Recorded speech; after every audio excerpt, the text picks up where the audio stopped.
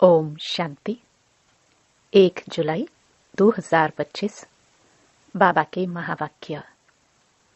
मीठे बच्चे, तुम्हारी बुद्धि में अभी सारे ज्ञान का सार है, इसलिए तुम्हें चित्रों की भी दरकार नहीं। तुम बाप को याद करो और दूसरों को कराओ। प्रश्न। पिछाड़ी के समय तुम बच्चों की बुद्धि में कौन सा ज्ञान रहेगा? उत्तर। उस समय बुद्धि में यही रहेगा कि अभी हम जाते हैं वापस घर, फिर वहां से चक्कर में आएंगे, धीरे धीरे सीढ़ी उतरेंगे, फिर बाप आएंगे चढ़ती कला में ले जाने। अभी तुम जानते हो, पहले हम सूर्यवंशी थे, फिर चंद्रवंशी बने। इसमें चित्रों की दरकार नहीं। ओम शांति। बच्चे, आत्म अभिमानी होकर बैठे हो। 84 का चक्र बुद्धि में है, अर्थात अपने वैरायटी जन्मों का ज्ञान है। विराट रूप का भी चित्र है ना, इसका ज्ञान भी बच्चों में है कि कैसे हम 84 जन्म लेते हैं। मूल वतन से पहले पहले देवी देवता धर्म में आते हैं। यह ज्ञान बुद्धि में है, इसमें चित्र की कोई दरकार नहीं। हमको कोई चित्र आदि याद नहीं करना है। अंत में याद सिर्फ यह रहेगा कि हम आत्मा हैं, मूल वतन की रहने वाली हैं, यहाँ हमारा पार्ट है। यह भूलना नहीं चाहिए। यह मनुष्य सृष्टि के चक्र की ही बातें हैं और बहुत सिंपल हैं। इसमें चित्रों की बिल्कुल दरकार नहीं, क्योंकि यह चित्र आदि सब हैं भक्ति मार्ग की चीजें। ज्ञान मार्ग में तो है पढ़ाई, पढ़ाई में चित्रों की दरकार नहीं। इन चित्रों को सिर्फ करेक्ट किया गया है। जैसे वह कहते हैं गीता का भगवान श्री कृष्ण है, हम कहते हैं शिव है। यह भी बुद्धि से समझने की बात है। बुद्धि में यह नॉलेज रहती है। हमने 84 का चक्कर लगाया है, अब हमको पवित्र बनना है। पवित्र बन फिर नए सिर चक्कर लगाएंगे। यह है सार जो बुद्धि में रखना है। जैसे बाप की बुद्धि में है वर्ल्ड की हिस्ट्री, ज्योग्राफी व 84 जन्मों का चक्र कैसे फिरता है, वैसे तुम्हारी बुद्धि में है पहले हम सूर्यवंशी फिर चंद्रवंशी बनते हैं। चित्रों की दरकार है नहीं, सिर्फ मनुष्यों को समझाने के लिए यह बनाए हैं। ज्ञान मार्ग में तो सिर्फ बाप कहते हैं मन मना भव। जैसे यह चतुर्भुज का चित्र है, रावण का चित्र है, यह सब समझाने के लिए दिखलाने पड़ते हैं। तुम्हारी बुद्धि में तो यथार्थ ज्ञान है, तुम बिना चित्र के भी समझा सकते हो। तुम्हारी बुद्धि में 84 का चक्र है। चित्रों द्वारा सिर्फ सहज करके समझाया जाता है, इनकी दरकार नहीं है। बुद्धि में है पहले हम सूर्यवंशी घराने के थे, फिर चंद्रवंशी घराने के बने। वहां बहुत सुख है, जिसको स्वर्ग कहा जाता है। यह चित्रों पर समझाते हैं। पिछाड़ी में तो बुद्धि में यह ज्ञान रहेगा। अभी हम जाते हैं वापस चक्कर लगाएंगे। सीढ़ी पर समझाया जाता है तो मनुष्यों को सहज हो जाए। तुम्हारी बुद्धि में यह भी सारा ज्ञान है कि कैसे हम सीढ़ी उतरते हैं, फिर बाप चढ़ती कला में ले जाते हैं। बाप कहते हैं मैं तुमको इन चित्रों का सार समझाता हूँ। जैसे गोला है तो उस पर समझा सकते हैं। यह 5000 वर्ष का चक्र है। अगर लाखों वर्ष होते तो संख्या कितनी बढ़ जाती। क्रिश्चियन का दिखाते हैं 2000 वर्ष, इसमें कितने मनुष्य होते हैं। 5000 वर्ष में कितने मनुष्य होते हैं, ये सारा हिसाब तुम बतलाते हो। सतयुग में पवित्र होने कारण थोड़े मनुष्य होते हैं। अभी तो कितने ढेर हैं। लाखों वर्ष की आयु होती तो संख्या भी अनगिनत हो जाए। क्रिश्चियन की भेंट में आदमशुमारी का हिसाब तो निकालते हैं ना।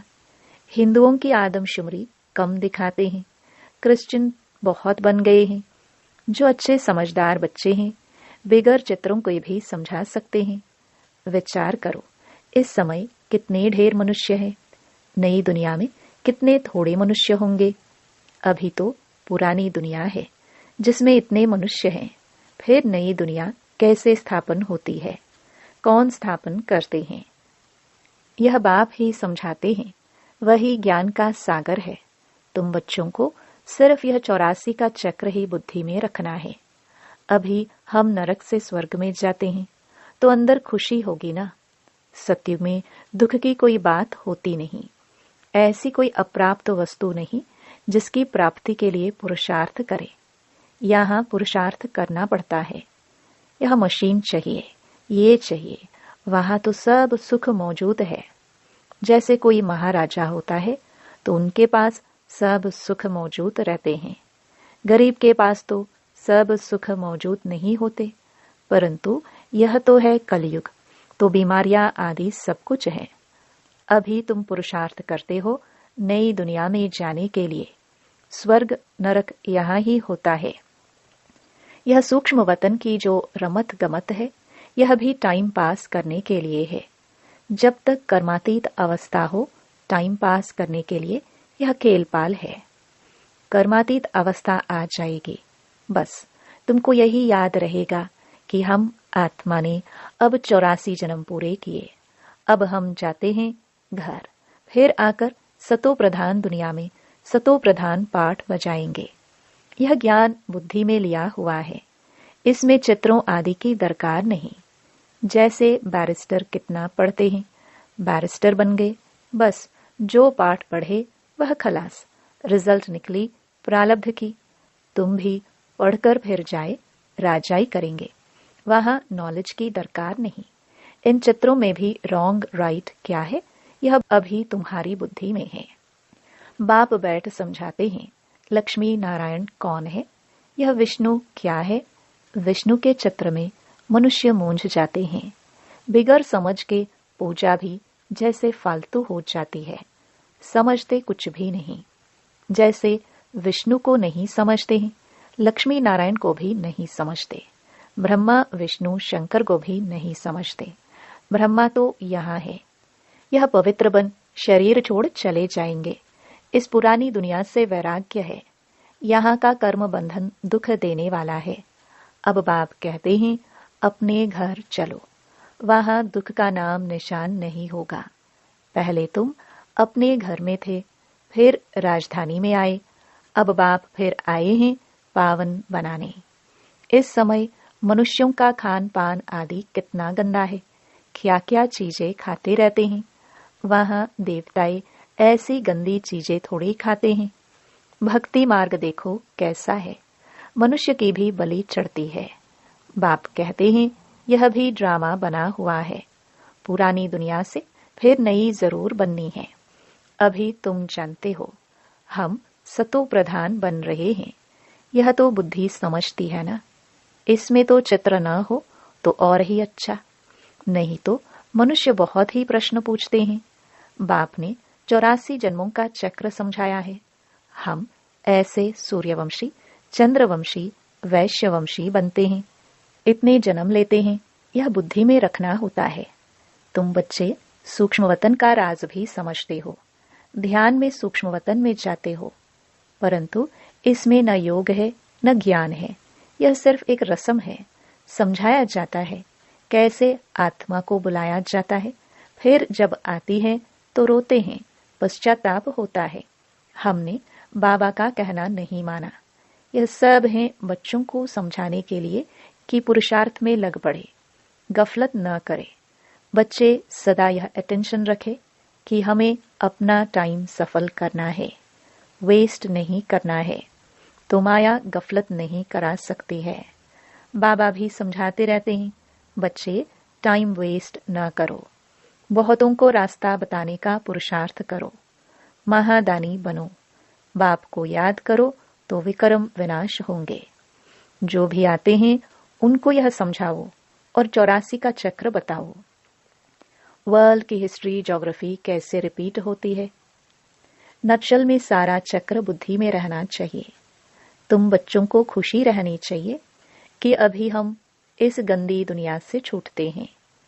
मनुष्य समझते हैं स्वर्ग नरक यहाँ ही है। जिनको बहुत धन है तो समझते हैं हम स्वर्ग में हैं। अच्छे कर्म किए हैं इसलिए सुख मिला है। अभी तुम बहुत अच्छे कर्म करते हो जो 21 जन्म के लिए तुम सुख पाते हो। वह तो एक जन्म लिए समझते हैं कि हम स्वर्ग में हैं। बाप कहते हैं वह है अल्पकाल का सुख।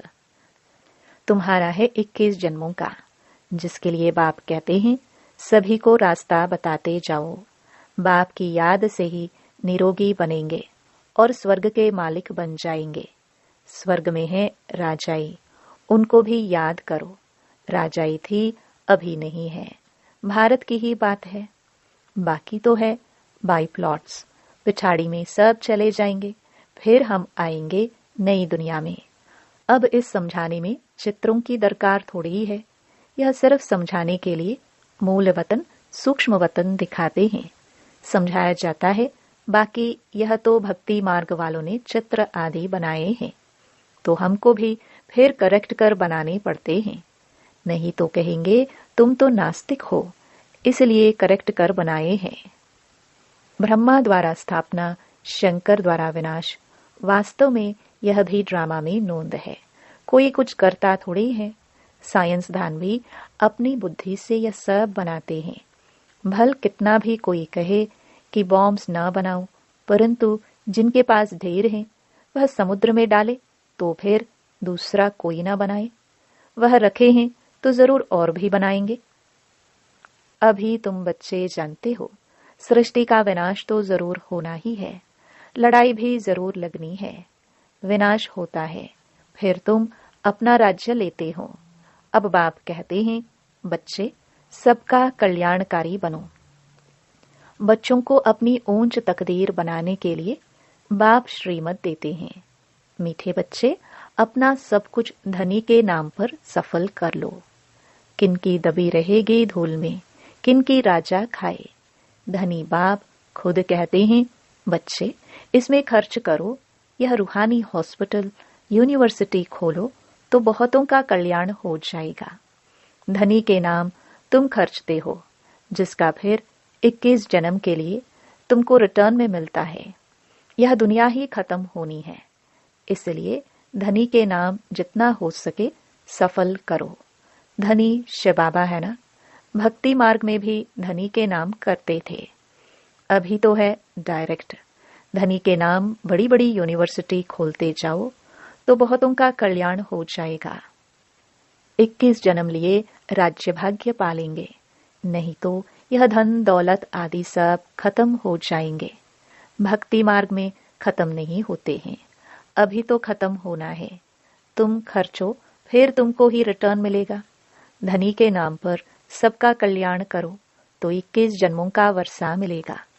कितना अच्छा समझाते हैं। फिर जिनकी तकदीर में है वह खर्च करते रहते हैं। अपना घर बार भी संभालना है। इनका बाबा का पाठ ही ऐसा था, एकदम जोर से नशा चढ़ गया।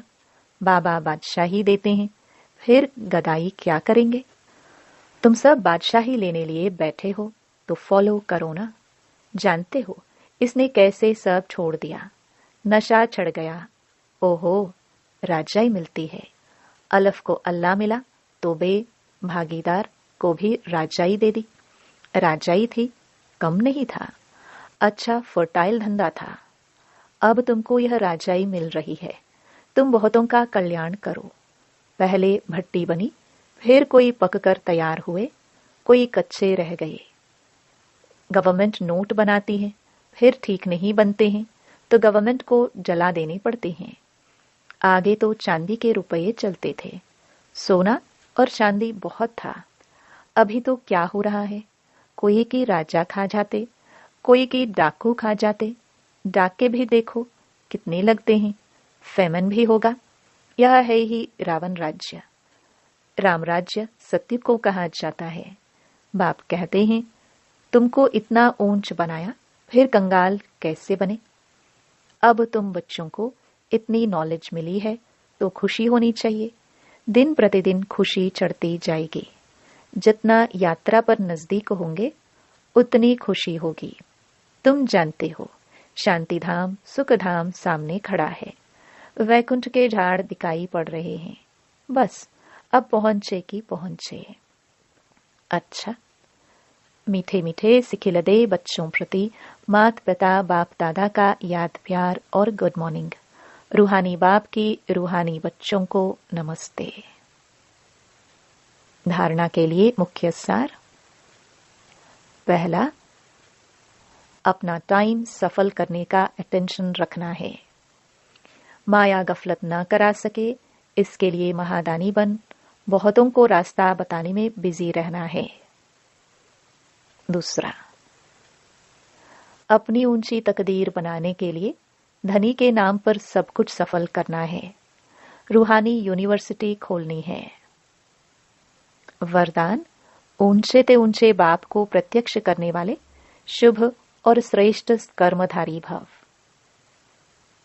जैसे राइट हैंड से सदा शुभ और श्रेष्ठ कर्म करते हैं, ऐसे आप राइट हैंड बच्चे सदा शुभ व श्रेष्ठ कर्मधारी बनो।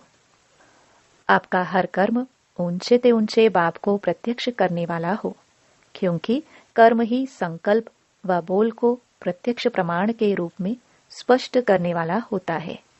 कर्म को सभी देख सकते हैं, कर्म द्वारा अनुभव कर सकते हैं। इसलिए चाहे रूहानी दृष्टि द्वारा, चाहे अपने खुशी के रूहानियत के चेहरे द्वारा बाप को प्रत्यक्ष करो, ये भी कर्म ही है। स्लोगन। रूहानियत का अर्थ है नैनों में पवित्रता की झलक और मुख पर पवित्रता की मुस्कुराहट हो। अव्यक्त इशारे। संकल्पों की शक्ति जमा कर श्रेष्ठ सेवा के निमित्त बनो। जैसे आजकल सूर्य की शक्ति जमा कर कई कार्य सफल करते हैं, ऐसे आप संकल्प की शक्ति जमा करो तो औरों में भी बल भर सकते हो, अनेक कार्य सफल कर सकते हो। जो हिम्मतहीन हैं, उन्हें वाणी के साथ साथ श्रेष्ठ संकल्प की सूक्ष्म शक्ति से हिम्मतवान बनाना, यही वर्तमान समय की आवश्यकता है। ओम शांति।